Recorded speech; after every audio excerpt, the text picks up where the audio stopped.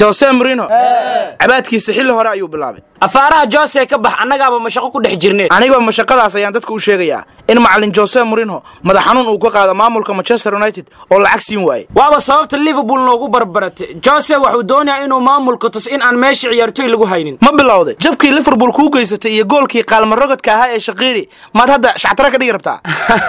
saaxib Liverpool way naga badiyeen laakiin Santa Mourinho ilama qumna waxba salag leh waligeeda dhihi jirteen waxba salag leh marka sambabada la inka tumo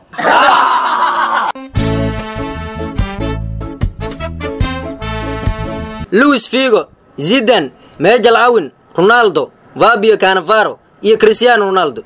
George Masaroge, maanta si camal he daldalankaaga ciyaar Facebook ma fahmi karaane. Waaba sidaas aan ujeedkayga sii wato. Saaxiib Real Madrid muddo 18 sano ah kadib xil ciyaareedkan ayay ku bilaaban doontaa ayadoonan uusan u ciyaarin xidig heesta Ballon d'Or. taasi maxaa ku jaban Masaroge wax weyn ayaa ku jaban waxay muujinaysaa in Real Madrid lagu kala tagay oo biidho meesha iskugu soo hareen warkaaga madaxweyne Valentina Barres ayuu ka xanaajin doonaa si suuqa uu galo ha iska galo lacag walba uu bixiyo ma heli karaa xidig Ballon d'Or heesta hadda Neymar maye Hazard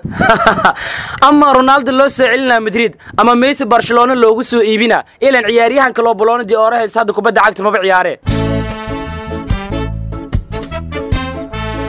isku aadka seerada dalka Talyaaniga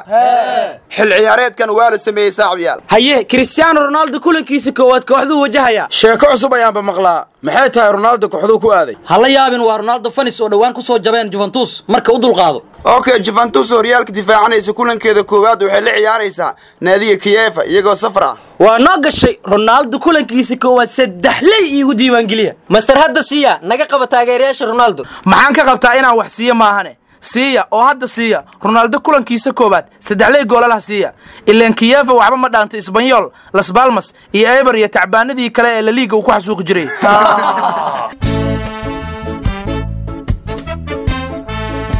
باول بوجبا محوكبدي markii uu soo xirtay maaliyada Dybala xulka Argentina lambarka 12aad u qaad aniga kama jawaabi karo midaas warkaas jawaab looma weyn karo babuurkiis waa uu cadeystay waxa uu doonayaa saaxiibkiis Paulo Dybala inuu Juventus xagaagan kula biiro afkaaga ala ku naqo hadii aan reer Manchester United xidigeena koobka adduunka soo qaaday maad naga wada rabtiin waraan ay qaleeya aniga kaamu wadi rab isaga ayaa rab inuu Torino ku laabto kana garab ciyaar Cristiano Ronaldo waan isku joognaa Juventus hadaaba ka yeelno 100 milyan ay naga siiyeen Pogba haddaan 200 ugu dhigi weyni bacba ma naqaano waayahay marwada duqda hadaa ka aqli badan tihiin idinka Ronaldo xagaagan iibsan lahaa ee isku badnaada reer Man United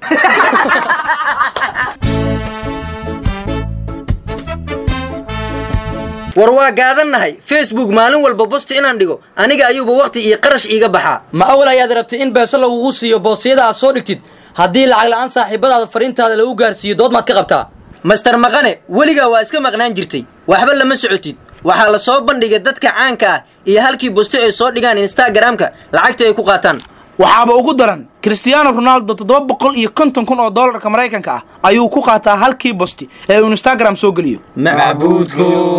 miisina nus milyan ayuu ku qaataa postigii uu soo dhigay Instagram waa iska xaal adduunyo in rag qoraalkooda beesa lagu siiyo ragna qoraalkooda beesa ay ku bixiyaan adi Neymar ma qas qaataa ma kasi waxaan ka qasaa oy kan weedi 600,000